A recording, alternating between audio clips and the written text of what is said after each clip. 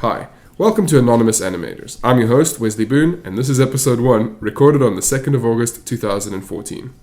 Nothing new to report since the last episode of 00, where I interviewed myself. Help myself to downloading the episode at anonymators.tumblr.com or visiting my SoundCloud. Today's guest is Matthew Bleasdale.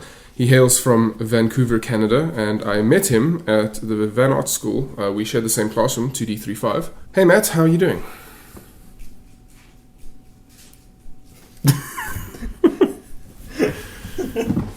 This is the first time Matt's ever been interviewed, I guess, for anything. Fine, thanks. Yes, how are you doing? Well, Matt, basically what I want to know, and I'm sure our intrepid listeners wish to know everything about you, is how, when, and why you decided to become an animator. What is the history behind Matt Bleasdale, animator extraordinaire? I don't know, what's the history behind it? Like, start off with cartoons that intrigue you. When exactly did you sort of want to become an animator? When was the first step sort of on that journey? About 2 years. I told you it would be. It's fine. Just relax. We're talking shit. About 2 years before school started. All right. I'd gone to university and finished a fine arts degree, graduated, and kind of did the classic, what do I do now? I sell paintings. That's really hard. Did a lot of graphic design. It's kind of a tough way to make a living. I wasn't enjoying web design too much, and I thought, well, what else can I do with art skills? And I thought, well, I've always really liked cartoons and animated films. Why don't I look into getting into that? Yeah. Well, sort of a deviation before we get back onto cartoons. I was a graphic designer too before I moved to Canada. Is it a tough industry to get in here? No, there's always lots of jobs, probably because there's high turnover. You know, everyone's always trying to pay you as little as they possibly can. Of course. The artist's conundrum. Or trying not to pay you at all. Yeah. Well, pay you representation, It's a good portfolio piece. I wish the grocery would also, I can pay you with representation too. I'll eat your food. People will see me eat your food, right? And as far as web development goes, this is something... It wasn't fulfilling. I was not really the biggest web developer fan either. My websites aren't the best, I will admit, but I've designed one or two decent looking ones. But otherwise... So back to cartoons then. So only like the last 2 years you sort of really decided that you wanted to be an animator? Yeah. Any specific like influences up to that point? Pause for commercial. No worries. I'll fix everything in editing. Maybe leave some of the stuff in. Yeah, put some laugh tracks in, make me sound funny. I guess childhood cartoons mostly. 80s cartoons that probably, aren't even that great of animation. Transformers, stuff like that. Ghostbusters, Ninja Turtles. Yeah. Also older cartoons, I really liked Woody Woodpecker a lot, Walter Lantz. And he always had the segments where they'd, show you how they did it, kind of thing. I didn't really realize I was going to be an animator up until I was like 17. I was all of a sudden like, I'm going to be like, that's something I could do. It wasn't like I was 4 years old watching The Little Mermaid, what am I saying? The Little Mermaid, and being like, that's what I want to do. It was just like, oh, that's an awesome movie. Was it ever like that for you? Like, did you just watch cartoons because you liked them, but you never realized that that's what you could do? Exactly. I think from the time I was about maybe 13 or 14, I always wanted to draw comic books. That was my, after I'd given up on professional sports. We've all been there. Yeah. It's not too late, right? You're not 30 yet, I suppose. That's the cutoff age, isn't it? Got a few months. But then I thought, well, there's a lot more animation jobs out there. It's a little more stable than, trying to make it big in the comic book world can be quite challenging. So Mm-hmm. maybe someday. Well, I've noticed like there's a big like indie comic book community here in Vancouver. It's a lot bigger than anything I've seen back home. A lot of the skill sets are the same, you know, storytelling and, you know. Did I lose?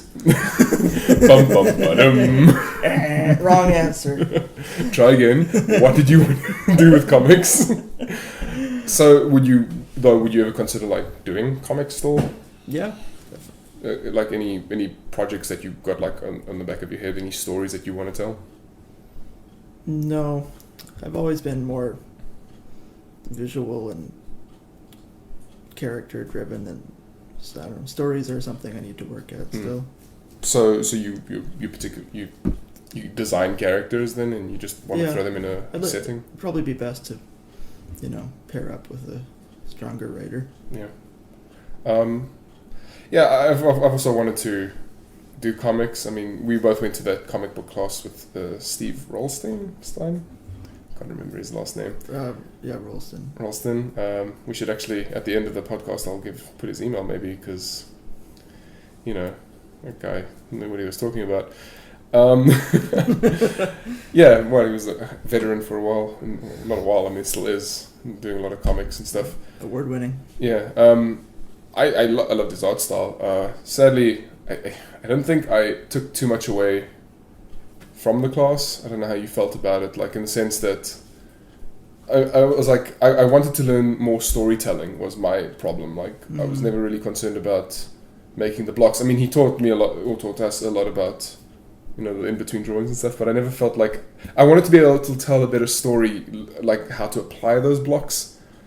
You know, I don't know if that makes any sense. I know you're supposed to create the storyboard and everything beforehand, but I still don't understand how to transcribe the story, like the written out script into panels, you know. I've never been too certain, like, which panel do I use? The long one, you know.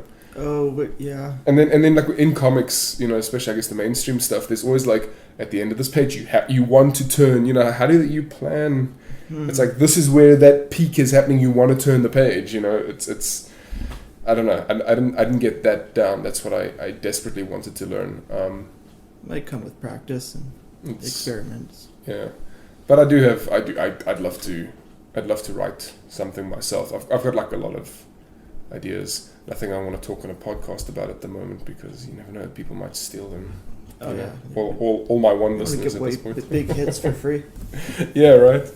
But yeah, I mean, I also like to design. I mean, I've got a ton of characters that I've drawn and designed, mostly females, as I'm sure you've noticed.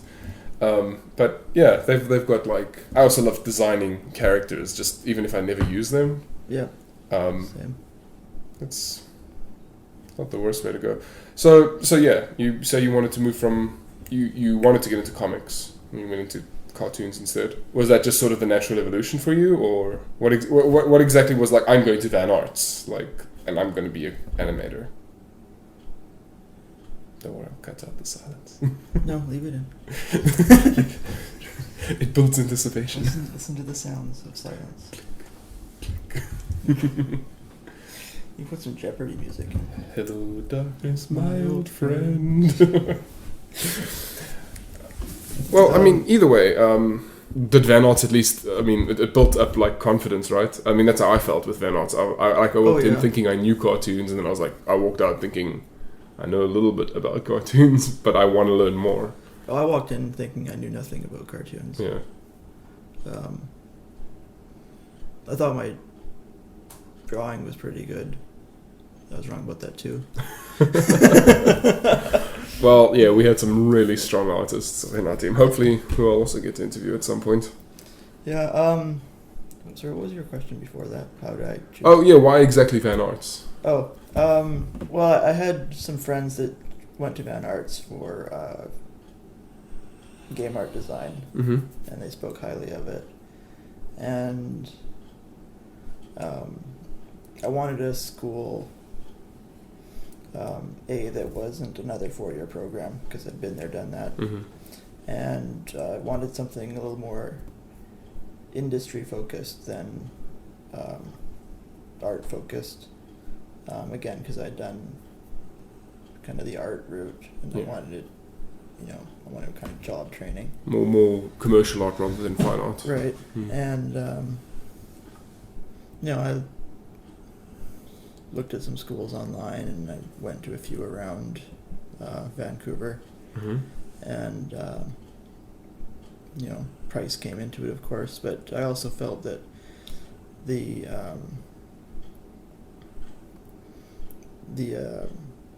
teachers at Van Arts, their resumes were the most impressive.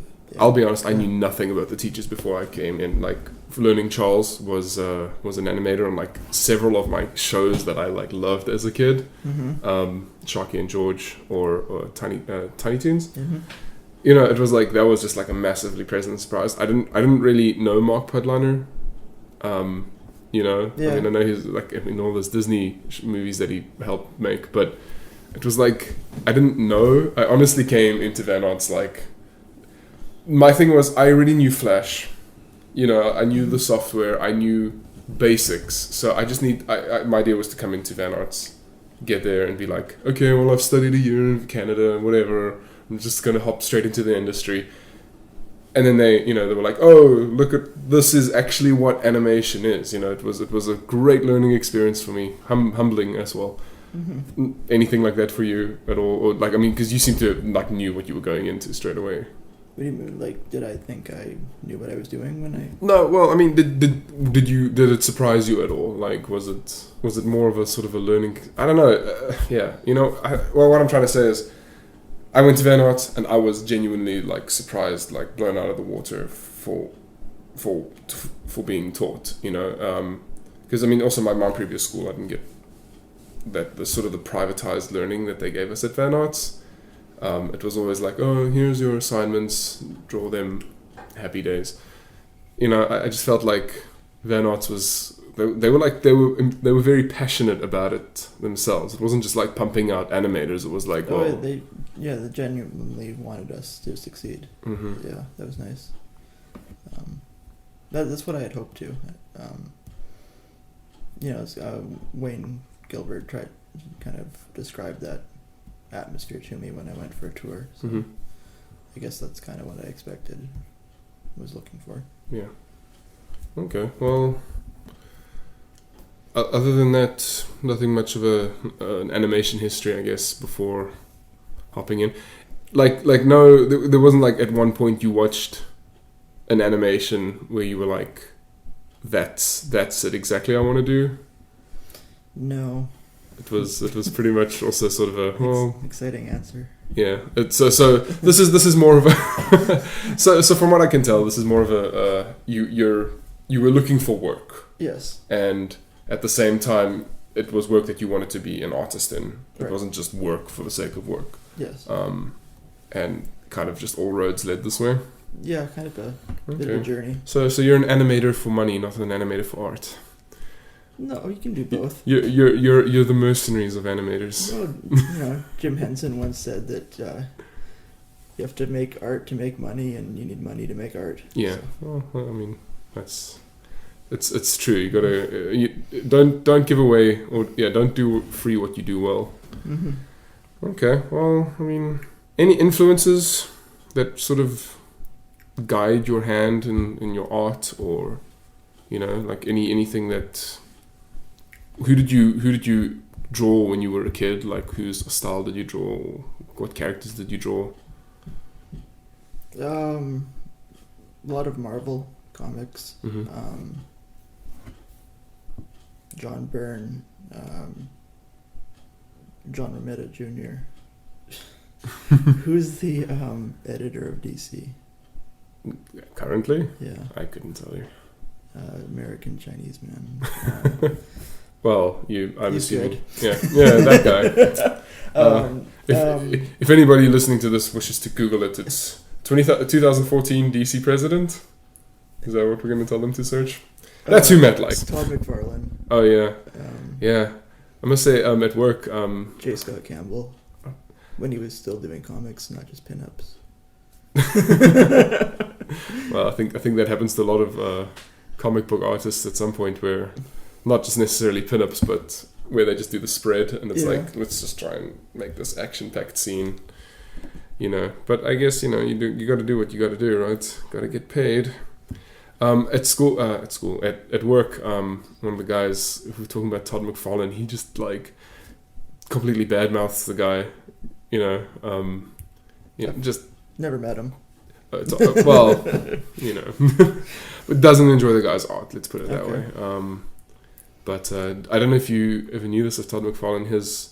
He was he left-handed or right-handed? He was one-handed, one of the handeds, and he was in a car accident, I believe, and he busted up his arm and he couldn't draw with it anymore, and so that's my worst nightmare. Yeah, and he was big into baseball. Mm-hmm. Couldn't play baseball anymore, but started drawing with his left hand instead. So all his art is like not even with his dominant hand. Yeah, that's amazing. Yeah, I mean, it's, I guess, sort of destiny, if you believe in that type of thing.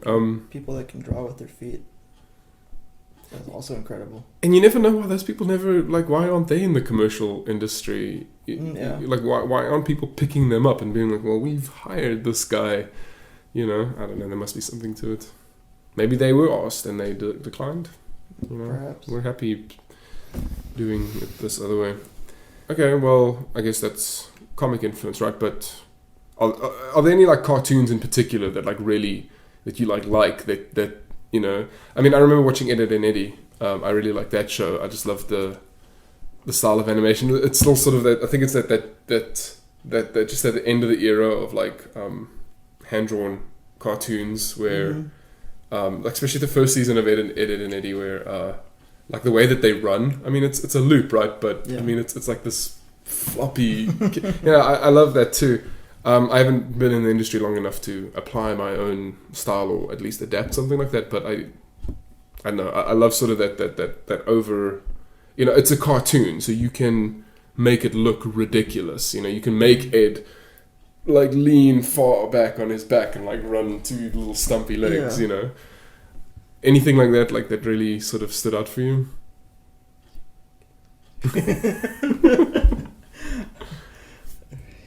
Probably. Probably. Well, okay. I mean, don't stress. Don't rack your brain. What I'm actually curious about is your particular style overall.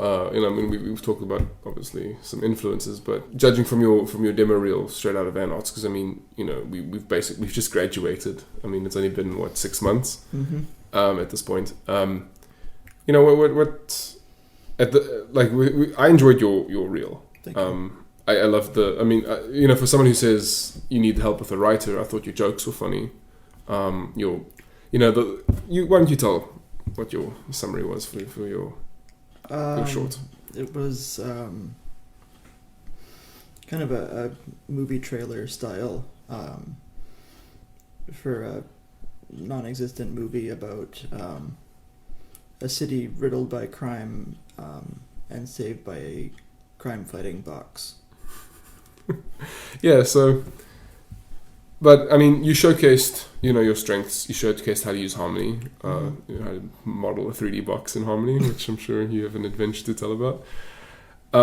You showed how you got your character lifting a heavy bag, falling around, that all worked well. But, I mean, the whole thing was obviously emulating a Batman sort of vibe, the masked vigilante. And then that at the end where you had like the light with the box, that was quite clever. I enjoyed it. You used the Schrodinger pun a lot. I thought that was quite clever. You're spinning newspapers. As far as a short goes, it was funny. Everybody laughed. I mean, even at the final presentation, you had like the whole audience. Like I think you got like some of the loudest laughs. I felt. Yeah, I think so. Yeah, I've been told that also. Yeah, I think I was too nervous at the time to notice. But yeah, went for you all. Yeah, so I think, as you said, it comes with practice. But I think you've gotten a pretty good start. But in that film, like, is there anything that's your style at the moment, or do you think it's still too soon to tell? I think my style's still developing. I do enjoy the gag. Pain. Pain is funny, as Wayne used to tell us. Yeah. Well, you do make your criminal slam against the aquarium glass. Kind of, lean more towards the goofy, the squash and stretch, and the, a little exaggeration. Yeah. And other buzzwords. Other buzzwords. With some smears in there. And, of course. Some multiples. I've been trying. With Pirate Express, I try to do the smears, and every time, I guess I'm not doing them properly, right? Because if they're noticed, then. But the thing is, I don't know. I know the supervisors, they're always checking frame by frame. So it's they see the smear, they're like, and then they see it, and they're like, don't do the smear. And I just remember Charles also saying like, he would do the smear, and they'll be like, no, that's off model. And he's like, yeah, he knows, but you don't, it's a smear. And they're like, no, but it's off model. Like, they don't see what you see. And I'm not saying I'm Charles, far from it. But I feel like when I watch it, I'm like, yeah, look, his arm moves like in this wobbly way. And I love sort of like the noodle arm, not the Adventure Time noodle arms, but sort of like the extended sort of bouncy arm. I don't know why I'm making gestures for a podcast. But you get what I'm saying. And I love that type of thing. And I tried to do it. I tried to like put the smear in, 1 frame, maybe a 2 frame smear. I know you're not supposed to do the 2 frame smear, but I did it, and Wayne liked it. And Wayne didn't like smear. Was it Wayne? It was Wayne or Mark? Who didn't like smears? I want to say Mark. Yeah, maybe it was. I don't know. Maybe he just gave up because I was like, I wouldn't not use it anyway. And multiples, I haven't done a multiple. Multiples it's like a smear, but with like say like multiple arms or multiple eyes or whatever. I haven't gotten to do it yet. Pirates Express is not going to let me do it. I think the show is still too. I think that maybe I'm too soon to tell, but the way Pirates is going, might be an indication for future cartoons. For a show that's not even out yet. But I mean, you heard one of the directors was like, yeah, man, they're really loving the show. Everybody's seen it, was like amazed. I hope it's not sort of an indication. I hope it's a style unique to Pirates, because I've seen a lot of shows on Teletoon, right, where they don't do the smears as much. They don't do it's not like Bugs Bunny cartoon where there's one panel where it's just this grey smear, and then like 1,000 eyes on the panel, and then that's just for one frame. And of course we weren't meant to pause it, because back in the 40s nobody thought Blu-ray was going to come up where you're going to pause every frame in HD. Yeah. But at the same time, it really sort of added to that character of the cartoons, and I have a bad feeling it's on its way out. But maybe I'm just sort of doomsdaying, right? Let's bring it back. Yeah, well, we'll make our own cartoons with hookers and beer. And smears. And smears. Well, in fact, screw the smears. Let's just have hookers and beers. Okay. Animated or real? Why not both? Those animated girls have the nice proportions. Real girls. They're not bad girls. They just make you feel better. Of course. Well, I suppose that then brings me into sort of the next flow of things. Favorite stuffs, I'm going to ask you. In particular, let's start with favorite artist. Any particular artist that's like you'll always sort of fall back to at this point?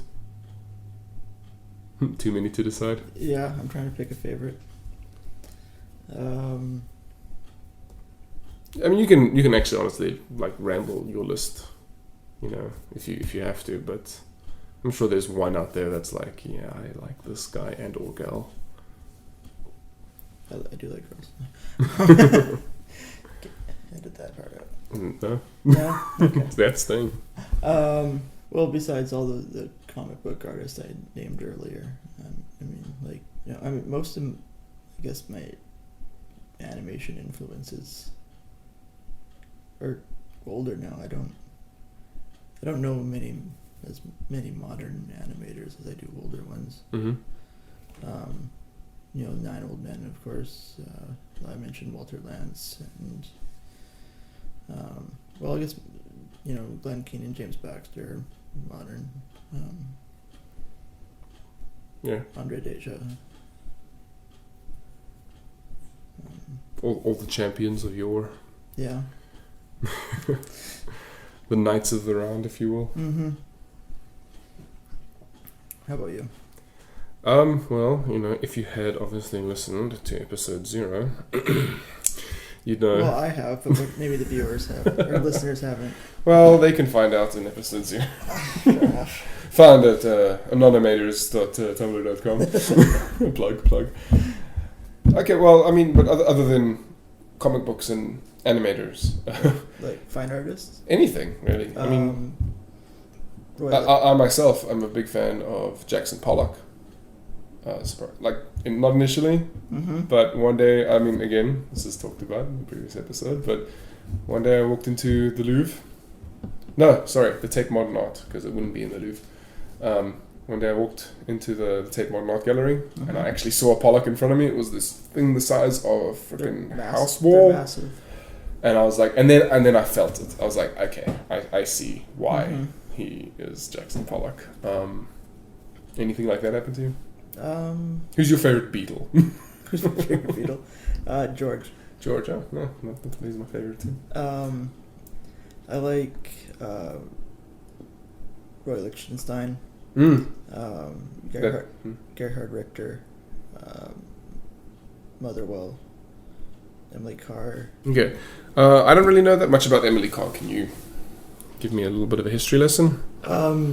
She traveled on the west coast of Canada, British Columbia, and painted sceneries of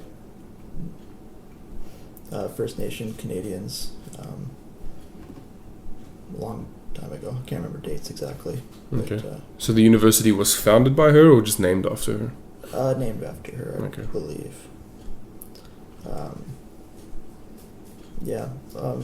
I think most of her work was focused on Native peoples. Doing a much better accurate representation rather than the headdress thing that was done back in the 1800s? Yeah, she didn't do... did some, but not a lot of portraiture, mostly landscapes, scenery, totem poles, longhouses, kind of more where they lived and how they lived rather than the portraits. Okay. I like Van Gogh too. More like Van Gogh yourself. Am I right? Thanks for the high five, Matt. For the listeners back home, Matt got up to leave and I high-fived myself. Van went. Did you ever see that picture on the internet where it's a picture of a van with the Starry Night painted on it? No. And then at the bottom of this text it goes, look at that Van Gogh. It's like, Clever. okay. Clever. Well, puns. I love puns. Yeah, that seems to also be a common thing in our classroom, right? A group of friends were very fond of puns. Reagan, yourself, Joel. Fucking, that guy could tell a pun. Much to his girlfriend's dismay, let me tell you. Oh, yeah? I wonder if it's maybe it's not a dude thing, because as I said, Reagan, she's quite into it. Anyway. Alright, so you have your fair share of artists that... but I don't see much influence on Van Gogh on your stuff, though. No. Okay, well... Not cut anything off. Yeah. Yeah. Well, you don't have... was it syphilis or something on the brain? Okay, well, okay. Something that can be cured now. Oh, well, yeah. Let's talk about cartoons. Tell me your favorite cartoons, man. I know you mentioned earlier Ghostbusters, and I know you're a big Ghostbusters fan. Did you like the original Ghostbusters or the Real Ghostbusters? Oh, the Real Ghostbusters. Really? I hated the Filmation Ghostbusters. Aww. Not only did I not like it, but it confused me as a child. What the hell is this, and how does it relate? Why are they in a jalopy? Why is there a monkey? Why do they not have proton packs? That monkey, my goodness. I forgot about that monkey. Oh, man. I guess it was half a... Like, I mean, do you know the history behind, like, why now, maybe? Oh, well, I know it was around long before the Ghostbusters films. And then when they wanted to make a cartoon, they couldn't because Filmation had the rights to Ghostbusters, so they called it the Real Ghostbusters. That is such a freaking 80s, 90s thing to do. Like, this is the real... You know, it's like you know, like on Twitter, where you've got, like, hashtag Scarlett Johansson and then hashtag real Scarlett Johansson, or, like, not hashtag, but at, you know. Yeah. It's like, this is real Scarlett... It's like, what if now I just make a real Scarlett Johansson, you know, anyway. They've been verified. Yeah. Right, I guess. Man, one day I'll figure out how Twitter works. You can find me at boon.animators. Twitter.com. Okay, so...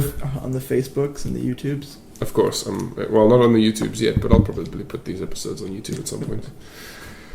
You know, I'm going to get that YouTube revenue, right? And then I'm going to have to take the music off. Okay, well... So Ghostbusters, anything else?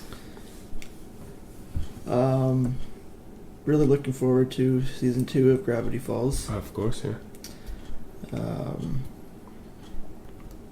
Like the Tick. I remember that. Did you ever watch the live action Tick? Yeah, I didn't like it as much. Yeah, it wasn't as good. I mean, it had its moments, but oh man, so many. Yeah. Oh, of course, there's tons. What did you like about Gravity Falls in particular? I mean, I loved everything. That is the easy answer. Yeah. I mean, it looks nice. They set a really high standard with it as well, right? The stories are great. The comedy's great. Mm. It's great. Yeah. You saw the trailer for season 2? I did. Like, it looks like they're moving away from sort of like the one-off stories. Not that each episode is self-contained, but you know, each episode was its own. It looks like, I don't know, my theory is that they're going to sort of have like an overarching story, like over this, you know, because I mean, in season 1 it was like, okay, the kids are here in summer break, and there's spooky stuff happening, and then the book gets referenced like once or twice, right? Yeah. You know, here's number 3 book, but I don't know, the trailer looked like it was like, this is an amazing story, you know, like anime level, you know, like there's 24 episodes and there's going to be this huge sort of adventure spanning 24 episodes. Mm-hmm. You know, I don't know. I'm okay with either. I just want more. Yeah, I mean, it is still a Disney cartoon. Mm-hmm. They'll probably... We'll see, right? Looking forward to it, gonna watch it anyway. You weren't a fan of Wonder of Yonder, were you? I know Mark wasn't, like Mark Campbell wasn't. I mean, it looks nice. I like the animation. It doesn't make me laugh, really. Oh, that's unfortunate. Personal preference. I don't know. I like good cartoons. You like good cartoons? Let's not insult each other. Come now, Matthew. I'm not flinging. Cartoon I really like that people might not have heard of is Ned's Newt. I haven't seen that. I know you and a bunch of other of our Canadian peers went crazy about rewatching some episodes recently, but I was like, what is this nonsense? It looked really awesome, though. What is this big blue thing? That turns into a little blue thing. Yeah. It reminds me of that, did you ever, was it called Chalk Zone, I think? I never actually knew the name of the show. It was basically a kid, I think, I never saw even the first episode. I just remember watching it, like random episodes on TV. But from what I could sort of surmise, like the kid drew, like he could draw stuff with chalk and it would come alive. And then he would go into the Chalk Zone and they would have adventures. I think I remember something like that. Yeah, I remember that being, so that's sort of what the same vibe I got with Ned's Newt, sort of like this imaginary friend. Oh, he's real. No, well, I mean, it's like Chalk Zone, that's like for the universe is real, but like, yeah, sort of like this, I don't know, that's what I got from it. I never watched more than one episode. He always manages to, revert to normal Newt before the parents see him or whatever. Of course, because, I've got to keep the adventures going. Mm-hmm. I mean, like in Ted, when Ted shows up to the dad, like in the movie Ted, where, and he's like, hello, I like you, and then the parents like freak the hell out and they're like, what the hell, it's a demon, it's probably, you want to avoid that. Yeah. Except in Phineas and Ferb, where sometimes his mom does find out and she's like, oh, okay, well, that's fine, I guess.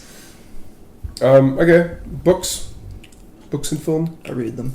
You like books? I watch them. You like all the films? Like reading a book there? Any particular books that make you happy? Fill you with blood all over? Make you wanna... Always filled with blood all over. Yeah, but you know what I mean. Filled with blood downstairs.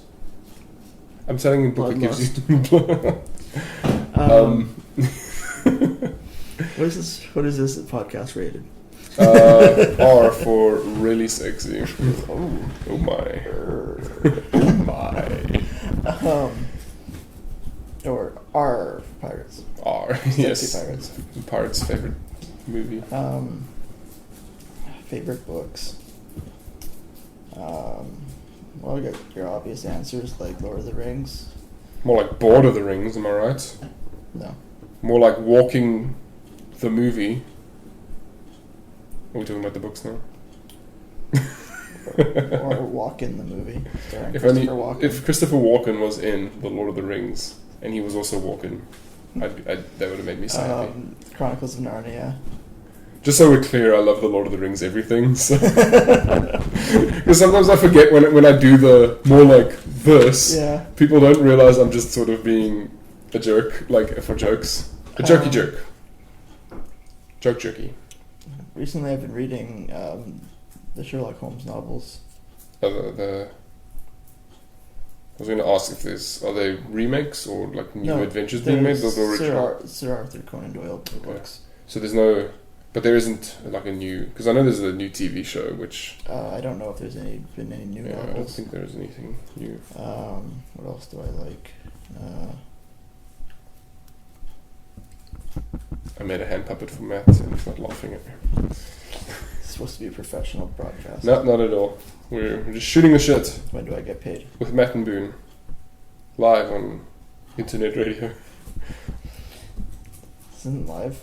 It's not. Well, it's live at the moment we're recording it, but... We are alive. I'm alive. I'm dead inside. Well, you know. It's all that Canadian healthcare, right?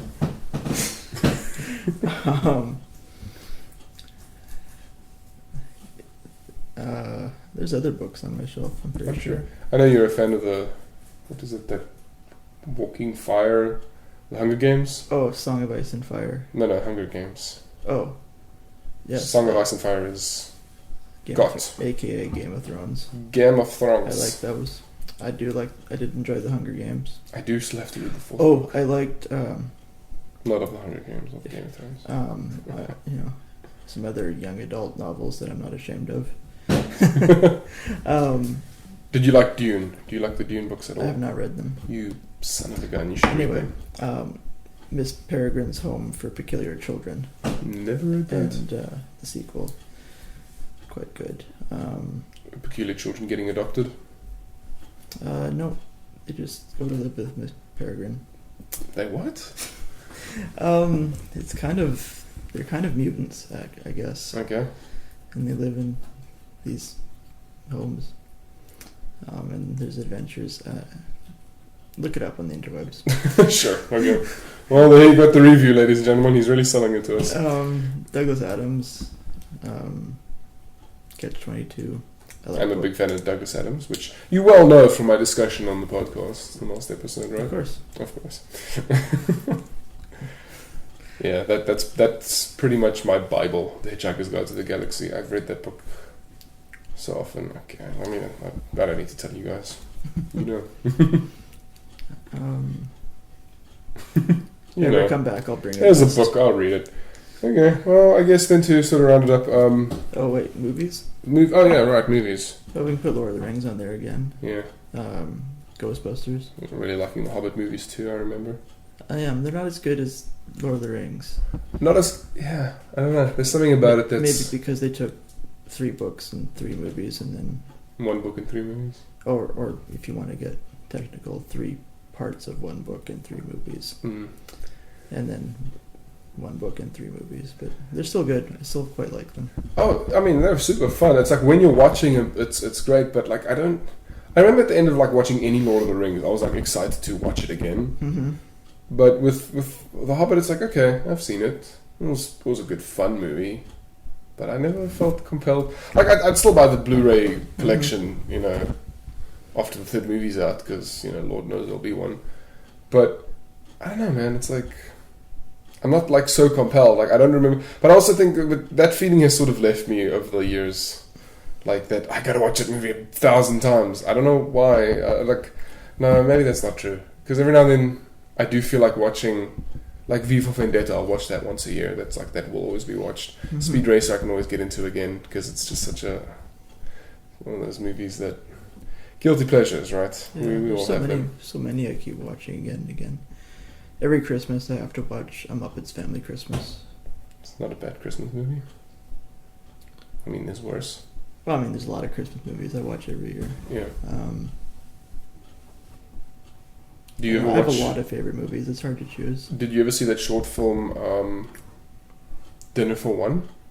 It's this black and white short film from, I don't know when. I haven't seen it, but I've had it explained to me many times. Yeah, an old woman and her butler, and they're having dinner, and the butler pretends to be all her old dead friends, but every time she cheerses, then the butler drinks everybody's shot or drink or whatever, and then he gets drunker and drunker as the evening goes by. Oh, A Christmas Carol. It's both a movie and a book I like. I haven't read the book, but I have seen the movies, so illiterate swine. I don't know, my book reading list is very weird, from like sci-fi, and then it moves into sort of like horror horror fantasy, like vampire stuff and all that, and then it goes back into sci-fi, and then comedy sci-fi, and then it's just been comedy ever since. Mm-hmm. And then like more recently I was like fantasy. I don't know, I haven't like recently been reading sci-fi stuff. I read a lot of history, both real and fictional. Oh, do you ever read like alternate histories? No. There's a book, I forget its name. It's basically an alternate history with World War II. It's either World War II. I know these are completely different wars, but it's either World War II or the American Civil War. I read this years ago, but it was very fascinating because, like, the one history, and then it doesn't change the victory. The same team wins, but I'm starting to think it was the American Civil War. The same team wins, but they were using completely different technology. Like, the technology was like alien, basically, like, Okay. And so cowboys versus aliens. Yeah, I guess something. That was a huge disappointment. Yeah. Really? I didn't. Again, not a movie I'm like clamoring to see again, but I enjoyed it in the theater. Okay. Like, I don't know what was disappointing about it. I can't remember. All I remember is the feeling. That feeling of disappointment as you walked out. Did you watch? This is one of those things I like to know about people. I guess it doesn't matter. That Disney movie with the guy who went to Mars. John Carter. John Carter. What did you think of that film? Loved it. I loved it too, but it was a flop apparently. Yeah, I got a lot of bad ratings. Like, it lost more money than like most movies make or spend on themselves. A lot of ratings I saw, reviews rather, where it's been done before, it's all been done before, they just copied Star Wars. I don't think those reviewers watched the same movie. Well, they're not wrong, but those books were out before. Those are some of the earliest sci-fi novels. Yeah. That were written, and they just had the misfortune of having the movie come out after all those books had been pilfered for ideas and plots already. Yeah. I mean, if you look hard enough, there's like, oh yeah, I can see where that's been used before. I can see where that's kind of been used before, but I still quite enjoyed the story. But couldn't you really do that to any movie? I mean, it was really well made, I thought. Yeah, I thought it was a fun adventure, good effects. I couldn't understand why something like that, because it was a lot of fun, right? I think its failure comes less from those people, bitching at the way that they do. Mm-hmm. I think the failure comes less from that and more from people didn't know what it was. Poor marketing. Yeah, it was... Because I haven't read the John Carter books myself. I don't know why you keep bringing up books I haven't read. Please start asking about books I have read, because I don't want to seem... Green Eggs and Ham? Yes, of course, I mean, who hasn't read the classic? I do love Seuss. I do believe it's pronounced Seuss. Thank you very much. I would thank you kindly to pronounce his I will name walk correctly. out right now. You can walk out. This interview will be over. No, it won't, because I can emulate Matthew, and I'm having very strange deja vu right now. Okay, well, yeah. Yeah. That's all I really want to know about you at this moment, because we are running out of time. Don't want to bore our listeners with, your ramblings. I want to hear more about... I'm very boring. I want to hear more... Don't I worry. apologize to my friends and family. And possible listeners. And possible listeners. Apologize to them, to their ear holes. If there's any more than my friends and family listening. Well, Matt, where can these fine listeners find your art online? Find you online if you wish to share any of those details. MatthewBleasdale.com. And that takes them to... my website. Okay. It's currently a Tumblr, but I have a full website in works. You actually got the MatthewBleasdale.com domain? Yes, I do. Oh, wow. Pay $1 a year for it? I think maybe it's 10. For the year? Okay, well, so that people can find like what your art and yes, little animations and things that you do there. You want to give them your Twitter? At Matt Bleasdale. All right. BLEASDALE. I will put it in the show notes. It'll be on the Tumblr for my website. Yeah, so if you go to those two things, you can pretty much find all you might need to know about Matt. And maybe some things you didn't want to know. Yeah, because he loves to share, as I'm sure you guys have heard. Okay, well, if you want to find more details of this podcast, and maybe want to give yourself up for an interview, or maybe just want to ask me some questions, you can always email me at theanonymousanimators@gmail.com, and you can visit my Tumblr at anonymators.tumblr.com. That is ANONYMATORS.tumblr.com. You can find also Matthew's player card, which I will have posted up after this, and I hope I have good stats. I hope so too, but I don't know, let's not hold our breaths. Okay, thank you for listening, and see you next time. I don't have a catchphrase anymore, or yet. Do not have a catchphrase yet. I'll get there. This is still episode 1/2. So keep on boogieing, ladies and gentlemen. I'm gonna quit now.